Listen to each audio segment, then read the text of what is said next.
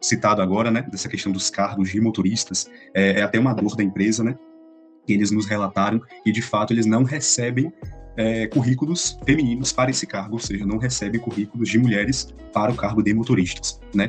Então, de fato, essa é uma dor que a gente percebeu na entrevista, né, e que, de fato, eles tentam mudar esse papo. Bom, eu acho que esse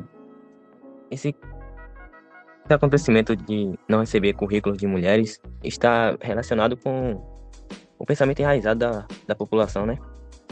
De pensar que a mulher não tem capacidade de dirigir uma carreta, um caminhão, por conta do peso, por conta dessas coisas também, né? Eu acho que tem essa relação. Por isso que as mulheres, elas deixam de enviar currículo para essas empresas por causa desse pensamento da sociedade. Mas hoje em dia, o mercado de transportadora, eles estão mudando muito essa parte.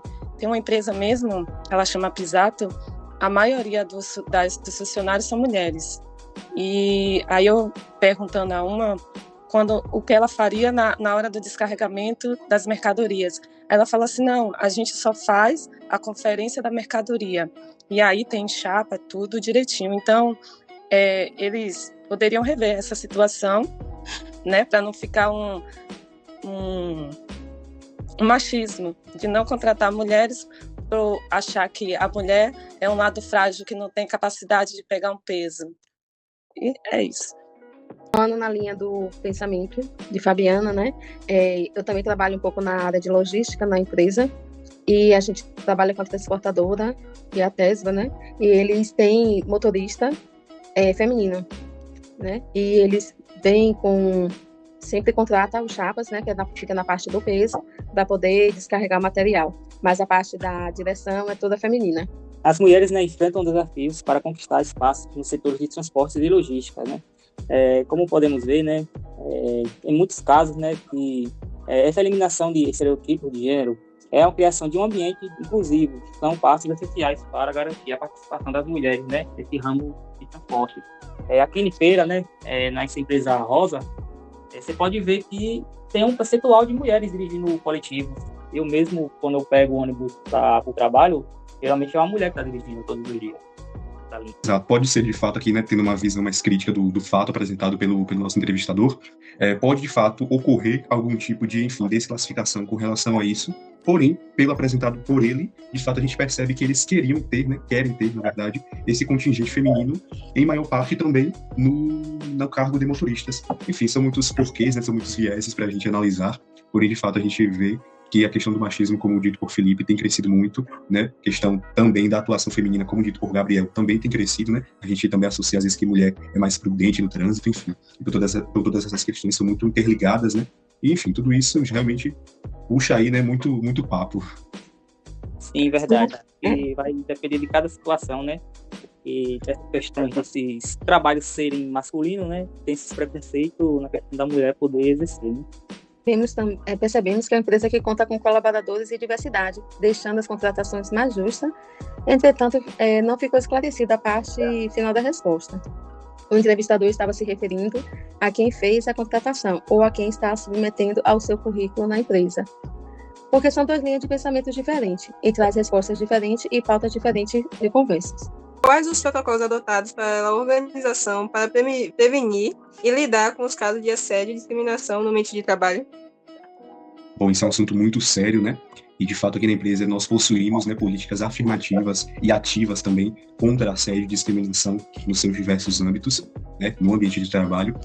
Relatamos ainda, né, um fato muito triste que ocorreu, de fato, um caso de assédio aqui na corporação, porém que, de fato, a gente interviu logo quando nós ficamos sabendo e, de fato, a gente promoveu esse apoio total à vítima e essa também demissão por justa causa, óbvio, ao acusado, né? De fato, a gente percebe que essa é uma questão muito sensível, né? E, para além disso, posteriormente a esse caso, nós tivemos também uma promoção muito grande, né, de palestras com psicólogas, enfim, que atuam na área aí, sobre essas questões de assédio nas corporações, né? No setor empresarial, enfim, no setor corporativo, no mundo do trabalho como um todo. Interessante também nessa colocação, como a gente tem uma lei, né, que é de 2023, né, lei número 14.540, de 13 de abril de 2023, né, que inclui o programa de prevenção e enfrentamento ao assédio sexual e demais crimes contra a dignidade sexual e violência sexual no âmbito da administração pública, direta e indireta, federal, estadual, distrital e municipal. No caso, essa lei, né, veio em vigor, né, para as empresas aderirem, né, essa questão aí de investigar os assédios, de procurar culpados ali, né, e não acontecer mais isso, né. Essa questão da lei é realmente muito sensível e muito importante, né? Porém, uma informação também bem interessante que a gente percebeu pela reunião foi que a funcionária, ela permaneceu na empresa. Um fato muito interessante, né? Porque geralmente quando isso ocorre no ambiente de trabalho, as pessoas tendem a ter um trauma muito grande, claro, né? Pela situação ocorrida, mas ela realmente recebeu todo o apoio e permaneceu conosco. Então, de fato, isso é algo muito feliz, né? O nosso entrevistado nos passou, é que de fato a gente acha bem interessante, né? Um ponto bacana de ser posto em fala. E agora, quando terminou a entrevista, a gente perguntou se o colaborador tinha alguma coisa extra para falar, algum adendo. Exatamente. A entrevista foi eu, Davi e minha colega Gabriele que fizemos, certo? E de fato o coordenador, Celso, que é coordenador do setor administrativo, né? Ele fica realmente muito feliz em falar sobre a empresa, porque de fato ele entrou lá como estagiário, né? Ele cursava faculdade de economia aqui na UFS e ele entrou como estagiário e permanece até hoje. E ele conta que passou por diversos cargos, tanto no estágio quanto efetivo, né? Por diversos setores e hoje se encontra nesse cargo de liderança tão forte lá dentro, né?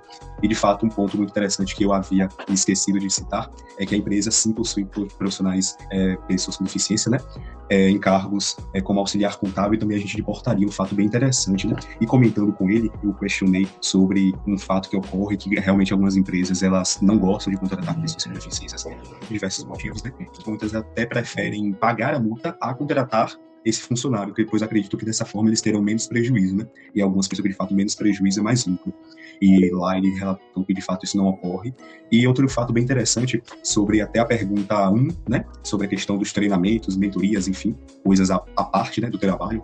Ele citou também que a própria Rotelis pagou até mesmo a pós-graduação dele, ou seja, foi algo que, tipo assim, ele se dedicou, assim, realmente, na empresa viu dedicação, tanto dele quanto de outros também, tá? Porém, se realmente citando o exemplo dele. E, de fato, pagou uma pós-graduação para ele. Então, realmente, a gente percebe que essa questão humanística, né, está bem presente na instituição e é algo realmente muito interessante de ser pautado. Sim, como o Davi falou, praticamente quase todos os funcionários começaram como jovens aprendizes ou estagiários e conseguiram cargos maiores com o tempo, o que permitiu com que eles conseguissem analisar certos problemas que a empresa poderia ter e conseguir resolvê-los de uma forma eficiente, já que estão lá desde o começo, mas desde que conseguiram entrar, então já estão lá há mais tempo do que um funcionário novo. Exato, a gente percebe que cria-se uma relação, né, que pode até ser mais que só apenas uma relação de trabalho, né? Você estando muito tempo dentro de uma instituição, você começa a realmente criar laços tanto com as pessoas quanto de fato com a história, enfim, com tudo aquilo que você está trabalhando ali em volta, né? Tudo, com aquele ambiente todo que ele circula ali.